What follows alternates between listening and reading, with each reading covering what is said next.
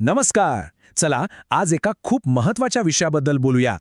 महाराष्ट्रातील सरकारी परीक्षांमध्ये हमखास विचारला जाणारा विषय तो म्हणजे महाराष्ट्रातील व्याघ्र प्रकल्प. चला तर मग या खास ठिकाणांबद्दल सगळं काही जाणून घेऊया.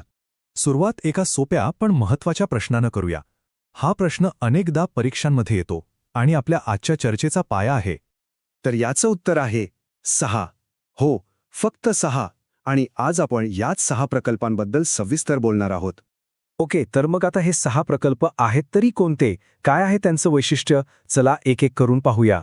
सगळ्यात आधी आपण बोलणार आहोत राज्यातल्या पहिल्या आणि सगळ्यात प्रसिद्ध व्याघ्र प्रकल्पाबद्दल. आता ताडोबाबद्दल एक गोष्ट जी लक्षात ठेवायलाच हवी ती म्हणजे हा महाराष्ट्रातला सगळ्यात जुना व्याघ्र प्रकल्प आहे. परीक्षेसाठी हा पॉइंट खूप खूप महत्वाचा आहे. चला आता थोडं उत्तरेकडे वळूया, आपल्या दुसऱ्या व्याघ्र प्रकल्पाकडे. मेळघाटबद्दल ना 2 गोष्टी खास लक्षात ठेवा.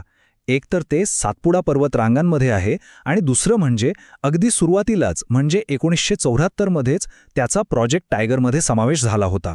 आत्ता जो पुढचा प्रकल्प आहे त्याची ओळख फक्त देशापुरती नाही तर जगभरात आहे. एक खास ओळख आहे त्याची. हो, कारण हा प्रकल्प फक्त एक जंगल किंवा अभयारण्य नाहीये, तर तो जागतिक साहित्याच्या इतिहासाचा एक भाग बनलाय. हे बघा, सगळ्यांना माहीत असलेलं द जंगल बुक, तर त्याची प्रेरणा रुडयार्ड किपलिंग यांना याच जंगलातून मिळाली होती. या एका गोष्टीमुळे पेंचचं महत्त्व खूप वाढतं आणि परीक्षेसाठी हा मुद्दा लक्षात ठेवणं एकदम सोपं होऊन जातं.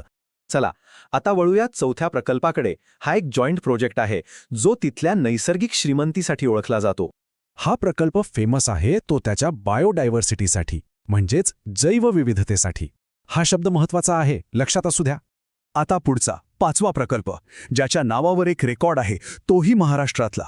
तर परीक्षेसाठी लक्षात ठेवण्यासारखा महत्त्वाचा मुद्दा काय?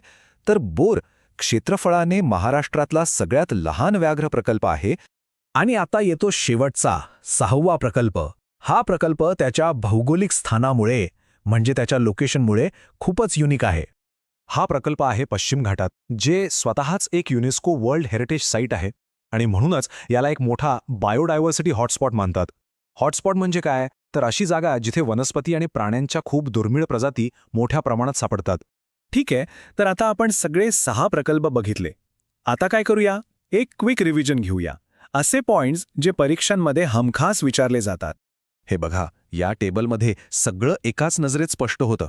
महाराष्ट्रातला सगळ्यात जुना प्रकल्प ताडोबा, सगळ्यात लहान बोर आणि पश्चिम घाटातला एकमेव सह्याद्री, असे मुद्दे लक्षात ठेवले की काम एकदम सोपं होतं. चला, परीक्षेसाठी काय महत्वाचं आहे ते तर आपण पाहिलं, पण 1 मिनिट थांबूया आणि याच्या थोडं पलीकडे जाऊन विचार करूया. या नैसर्गिक वारसाचं खरं महत्त्व काय आहे?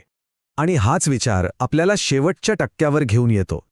हे सगळे फॅक्ट्स, ही सगळी माहिती परीक्षांसाठी तर खूपच गरजेची आहे, यात शंकाच नाही.